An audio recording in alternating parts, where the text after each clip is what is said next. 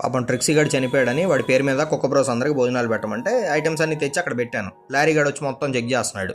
ఒరే ఇంకా ఉండలేదు లేరా, తర్వాత రారా అన్నాను. ఇంకా మన కుక్క బ్రోస్ అందరికి ఎగ్స్ వేసి మంచి బిర్యానీ వండిస్తుంటే ఉత్తమ్ గడు వచ్చి అన్న ఇంకా పిలుచుకురా అన్న లారీని అన్నాడు. సరే తీసుకురాపో అన్న. లివర్ గివర్ వేసి మంచి బిర్యానీ వండిచ్చేసరికి వాడిని తీసుకొచ్చి మొత్తం తినిపోరా అన్నాడు. ఇంక వీడు తోక ఉప్పుకుంటా వచ్చి మొత్తం తినేశాడు. తర్వాత మన బుడ్డా భగవాన్ గారి దగ్గరికి వెళ్తే తోక ఉప్పుకుంటా వచ్చాడు వాళ్ళ ఆయన్ని తీసుకొని. వీళ్ళిద్దరికి పెట్టేశాను. వీళ్ళు రోజువారీ కూలీలు. పగలంతా పనికెళ్ళి నైట్ అలసిపోయి నిద్రపోతుంటే లేపి బిర్యానీ పెట్టాము.